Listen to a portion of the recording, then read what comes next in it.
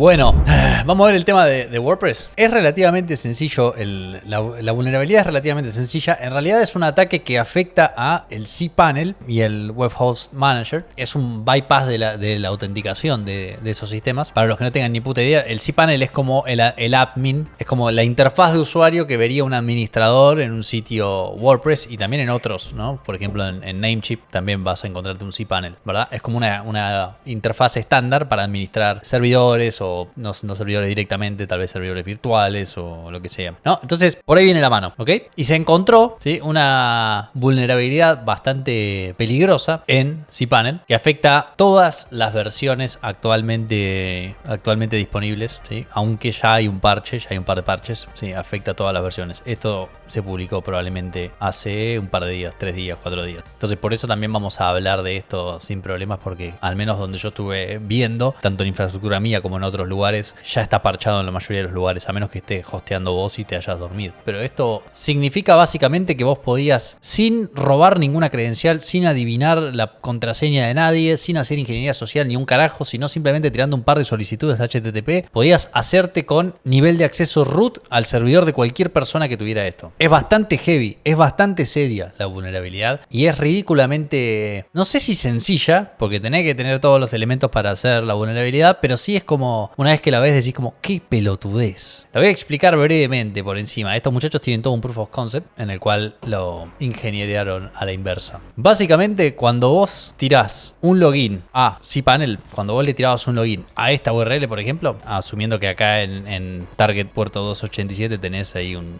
cPanel hosteado, le tirabas login, estos son dos headers estándar, pero también le tirabas en el cuerpo de la solicitud un usuario y una contraseña. Cuando arrancás el ataque le tirás usuario y contraseña falopa, lo que pinte, no pasa nada. Porque de lo que te vas a aprovechar es de que aunque vos le tires un usuario y una contraseña errónea, te va a responder algo así el servidor. Y lo que te está respondiendo acá es, correctamente, el código HTTP es 401, o sea, acceso denegado, no tenés acceso a este recurso y a la mierda, fallaste. Y el body dice status 0, message, sí, login log y a la mierda. Sin embargo, hay una pieza de información adicional en esta respuesta que es esta cookie. Y esta cookie, este header que ves acá, tiene dos componentes. En realidad tiene un solo componente que tiene dos partes, que está acá. Este string que vos ves acá, si lo desencodeamos, está encodeado en code. Acepto analmente. Tiene dos partes. Esta, coma, esta. La primera parte resulta que es el identificador de un archivo que el servidor al que le tiraste la solicitud acaba de crear en respuesta a tu solicitud. Acá creo que también lo tienen desencodeado. Acá está. Y la segunda parte es una contraseña, es una clave que utiliza el servidor para encriptar esa información. Ahora, lo que descubrieron los atacantes, los atacadores, los atacacionistas, es que cuando vos tirás esta clase de solicitud a un cPanel, se crea un archivo en este directorio, ¿no? cPanel, sessions, raw, con el mismo nombre que aparece como primer componente de ese header, que es simplemente un key value, o sea, un archivo que tiene líneas y cada línea tiene una clave y un valor separado por un signo igual. Es sencillamente eso, para que zoomee y me mande una cagada. Entonces vos podés ver que la IP local es esta, estos son otros valores que después van a ser relevantes pero no importan. Tiene un CP Security Token, needs auth es un booleano que dice si necesita todavía autenticarse o no el usuario y demás. Entonces vos podrías preguntarte, y creo que acá en el artículo lo mencionan explícitamente, podrías preguntarte por qué carajo, si yo acabo de iniciar sesión y me equivoqué al iniciar sesión y puse una contraseña falopa, ¿por qué mierda tengo el privilegio de tener un archivo en este servidor? Bueno, básicamente porque están utilizando esto para señalizar el hecho de que hubo un intento de inicio de sesión con este usuario y andás a ver qué hacen con eso. Pero el punto es que de alguna forma están traqueando la historia de ese inicio de sesión. Por ejemplo, lo puedes utilizar para hacer métricas, lo puedes utilizar, probablemente lo estén modelizando como una FSM, entonces para ellos esto es como el primer estado de la FSM, ¿verdad? En cualquier caso, si intentás iniciar sesión, queda como registro un archivo en el sistema de archivos del servidor. Ahora, lo que es más interesante es que cuando vos le volvés a tirar una solicitud y si le pones esta cookie como header, la solicitud va a tratar de ser mapeada a ese archivo. Entonces el servidor recibe una solicitud y dice, bueno, ¿quién carajo me está haciendo esta solicitud? Para saber quién carajo le está haciendo la solicitud, utiliza ese header que él mismo le pide al cliente que setee, que en su primera parte habíamos dicho identifica ese archivo, ¿verdad? Entonces el servidor va a buscar ese archivo en su sistema de archivos, en su directorio var, cPanel, sessions, raw, y si lo encuentra se fija cosas interesantes en ese archivo, como por ejemplo si necesita autenticarse o no. Entonces te imaginarás vos que si el usuario necesita autenticarse o no, es un key value bastante importante, porque si esto yo de alguna forma logro cambiarlo por un 0, significa que voy a aparecer como autenticado. Ahora, cuando vos le mandás una solicitud, habíamos dicho, este header contenía tanto el nombre del archivito como una segunda parte que es una especie de clave para la encriptación simétrica que hacen ellos de algunos campos, para que no quede todo en texto plano, ¿verdad? Que es buena práctica, pero es problemático por lo que vamos a ver a continuación. Si vos vas a ver el código que tenían los muchachos estos, cuando reciben una solicitud van a buscar el header sesión, o la sesión más bien, que es lo que vos le mandás como respuesta. O sea, lo que vos sacás de la respuesta que te mandaron ellos y mandás a partir de ahora como header, ¿verdad? Entonces vos le mandás un identificador de la sesión que, como decíamos antes, le permite al servidor saber quién carajo le está hablando. Ahora, el problema es que ese header, decíamos, tiene dos partes. La segunda parte es la clave que utiliza para ir a buscar el archivito y para encriptar, por ejemplo, la contraseña que vos le pasaste, para que no quede en texto plano en el sistema de archivos. ¿Qué pasa? Se preguntó esta gente, si nosotros le mandamos una solicitud con ese archivito que nos acaban de decir que identifica nuestra sesión, pero totalmente nos pasamos por el orto la segunda parte y le mandamos vacío. O sea, le mandamos un cacho de carne. No, le mandamos, en vez de todo este chorizo, le sacamos la segunda parte. Entonces, lo que va a pasar es que el servidor va a ser capaz de identificar el archivito del que estamos hablando, pero no va a ser capaz de encriptar. ¿Por qué no va a ser capaz de encriptarlo? Porque acá está la lógica que utiliza para saber si lo tiene que encriptar. Lo que hace es, obtiene la segunda parte de la sesión, que nosotros acabamos de decir es un string vacío en nuestro caso, no es nada. Entonces, a este punto va a tener una sesión, la sesión va a ser esto, ¿verdad? E intenta obtener la parte OV, que es la segunda parte. Pero si vos haces get OV de esto, como OV es lo que debería venir acá abajo y no hay nada, eso te devuelve, y haciendo pseudocódigo, esto no tiene nada que ver, te va a devolver un string vacío. Cuando te devuelve un string vacío, vos vas a ver acá que el encoder se define como OV y crear un encoder con ese secreto. Es decir, lo que está diciendo es, cuando pone OV como parte de esta expresión booleana, lo que está diciendo es, esto no es un string vacío. Pero en nuestro caso, como nosotros le estamos mandando nada en la segunda parte, esto se convierte en algo así, ¿verdad? Y esta expresión es falsa. Y como esto es Perl, el lenguaje, dicho sea de paso. Como short-circuitea, o sea, corta la evaluación del booleano. Si la primera, un i lógico, obviamente no necesitas evaluar la segunda parte porque el i necesita que los dos sean ciertos. Entonces, la primera parte de la expresión es falsa, ni me gasto con lo segundo, ¿ok? Entonces, ¿qué termina pasando? Que la primera parte de esta expresión es falsa, no evalúo esto y por ende el encoder es null. Y el encoder es null, y como en este if está haciendo lo mismo, ¿sí? Y el encoder a esta altura es null, y este está haciendo de vuelta, si el encoder es verdadero, es decir, si no es undefined, null o lo que mierda sea, voy a encodearlo utilizando ese encoder. Lo que sucede es que termina skipeando el encodeo de la contraseña. Y en el archivito ese que estábamos viendo antes, que termina en el servidor, uno de los campos que vos vas a encontrar es la contraseña. Entonces, todo esto es para explicar por qué la contraseña iría a parar a ese archivo que genera el servidor como texto plano, ¿verdad? Entonces, el archivo que generan ellos tiene una serie de claves y valores, y entre esos estaba pass igual encoded pass, la contraseña encodeada. Pero como el encoder era null porque yo le pasé un string vacío como la segunda parte de ese header, resulta que ahora la contraseña simplemente termina siendo la contraseña en texto plano. Y ahora vamos a ver por qué esto es también importante. Si vos agarrás y le haces ese truquito que acabamos de mencionar para que la contraseña se encodee en texto plano, vas a lograr que lo que sea que vos mandes termine en ese archivo, en el sistema de archivos del servidor. Y ahora hay otra vueltita, que es lo que ellos arreglaron en el parche que sacaron, que es que, ¿dónde verga está? Bueno, no encuentro exactamente dónde está, pero hay otra vueltita que vos podés hacer en el código para que cuando vos le mandes esto, no lo sanitice. ¿A qué me refiero con sanitizar? Sanitizar es cuando vos agarras algo que te dio el usuario, ¿sí? y le sacás cosas que pueden llegar a ser peligrosas, ¿no? Cuando vos tenés input de un usuario, siempre querés sanitizar ese input. ¿Por qué? Porque yo en el input puedo poner contenido extraño, contenido malicioso. Si yo sé que eso va para un archivo, puedo ponerle, no sé, arriba le puedo poner bin, y de repente te meto un script, ¿no? Entonces, lo que encontraron estos chabones es que hay otro caminito del código que vos podés hacer que utilice el código, valga la redundancia, para que esto no se sanitice. Una vez que sabés que están esas dos partes, podés mandarle CRLF, o sea, saltos de línea, a la contraseña. ¿Por qué? Porque sabemos que la contraseña, lo que sea que nosotros le mandemos, ya sabemos cómo hacer que termine en el archivo. Y como el archivo es, dijimos antes, simplemente una serie de clave-valor separados por espacios, si yo ahora de repente hago esto, digamos, no sé, root o vamos a poner user igual root, estoy mandando con n para que se entienda, y le mando, qué sé yo, needs auth igual 0 y demás, ¿sí? Le mando todo eso como contraseña. La contraseña va a parar en texto plano a este archivito, y como no está siendo sanitizado, esto se interpreta como saltos de línea, o sea que cuando se escribe en el disco terminás teniendo esto, ¿verdad? O sea que el archivo que dijimos que utiliza el servidor como fuente de verdad para saber qué onda con este usuario, de repente podés inyectarle cualquier valor que se te ocurra. De hecho, es lo que hicieron exactamente estos muchachos, ¿sí? Hay un paso más entre medio, 1 o 2 pasos más que hay que hacer entre medio, pero no los quiero tampoco tener toda la noche.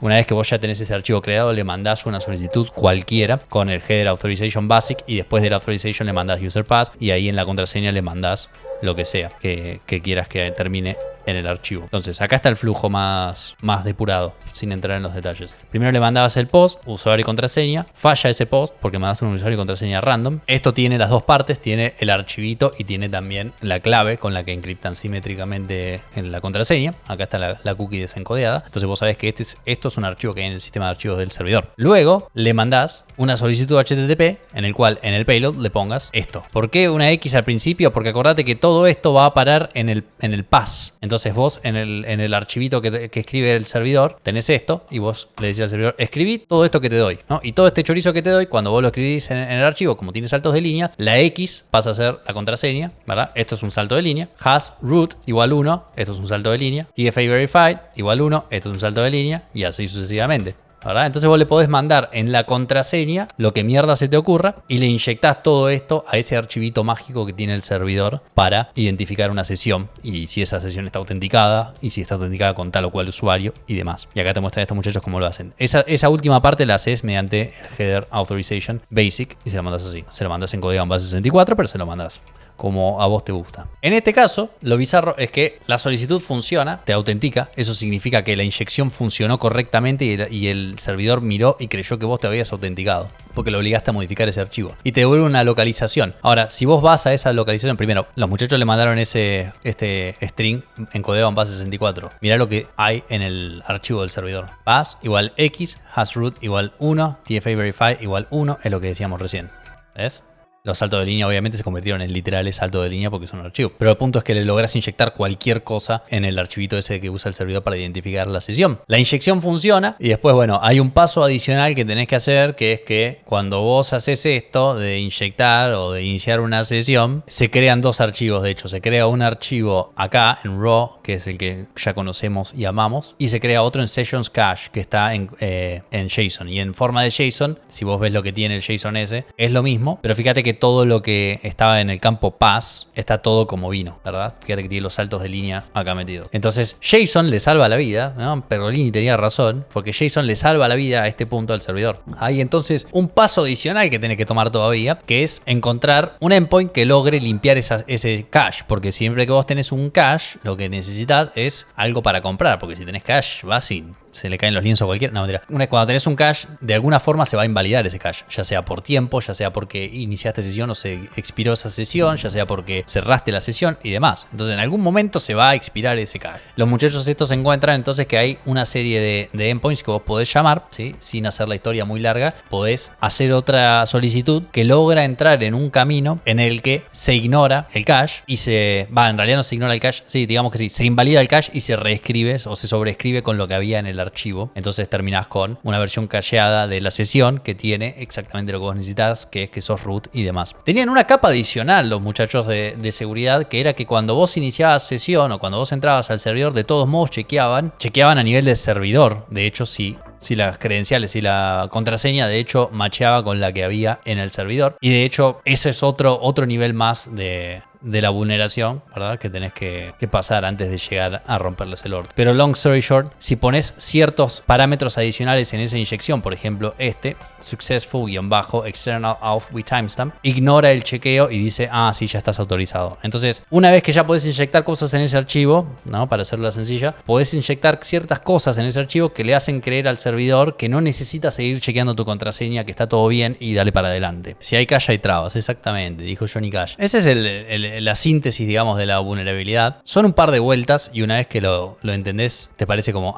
qué boludez. Pero todo gira en torno al mismo problema, que es vos, mediante una solicitud, podés crear un archivo en el servidor que no es necesariamente algo malo, porque cuando vos haces una solicitud a cualquier servidor también va a crear logs, por ejemplo. Entonces vos indirectamente a cualquier servidor generalmente tenés por lo menos un poquitito de poder para crear cosas en ese sistema de archivos. Entonces generalmente podrías, en teoría, empezar a mandar solicitudes falsas para llenarle el disco rígido al servidor mediante líneas en el log que digan usuario incorrecto, usuario incorrecto, usuario incorrecto, sucesivamente, ¿verdad? Entonces eso no es necesariamente malicioso, pero sí hay una combinación acá de factores que terminan permitiendo la inyección. El problema clave que tenían los muchachos es que la parte de encodear la contraseña, ¿sí?, estaba siendo circunstancial. Esto es mayormente el cambio principal, que es que la parte de encodear la sesión estaba siendo responsabilidad del desarrollador que agarraba la sesión. Entonces terminaba siendo, si te acordás de hacerlo bien ahí, si no, cagamos. Y es exactamente lo que les pasó. Todo esto,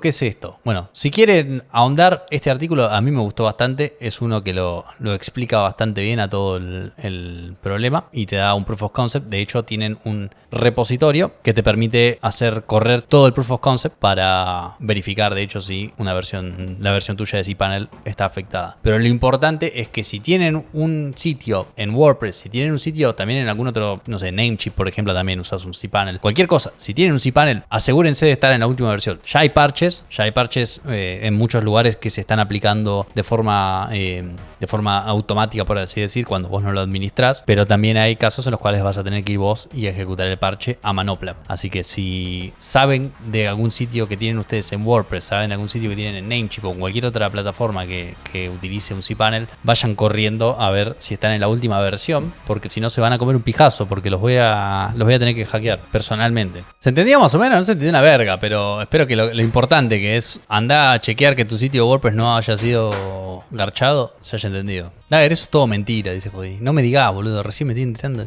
Yo sabía que esto. 403. Esa es la historia de WordPress. La moraleja es: vayan a fijarse, si tienen algún WordPress, vayan a fijarse que no les estén rompiendo el orto, porque se ha visto en el oeste, en el salvaje oeste, en el mundo real, en internet, se ha visto que esto está siendo explotado. Una cosa es una vulnerabilidad y otra cosa es un exploit. Una vulnerabilidad simplemente es posible que nos rompan el orto. Un exploit es, tenemos la pija ahora mismo en el ojete. Parece que estamos en el segundo caso, ¿no? O sea que si te sentís medio contento, eso es porque tenés la pija en el orto y a vos te encanta. Solicitud que el servidor no reciba más peticiones de los usuarios. Claro, boludo, tirás abajo. Yo fui hoy y tiré abajo todos los servidores que tengo, maté toda la infraestructura, borré todo el código, boludo, y listo, no hay más bugs. Howdy. Literal, howdy. Encima dice howdy. Efectivamente esto ha sido utilizado en el mundo real. Efectivamente tenemos todos el culo roto. Have a good one, lad. Docker Compose down y a dormir la siesta, claro. Docker Compose down, Docker Compose, no, Docker image prune, dash force y a la mierda, ¿no? Git push force y a la verga. Sí, boludo, ya fue. Pruneás todas las imágenes, no hay más container, no hay más problema.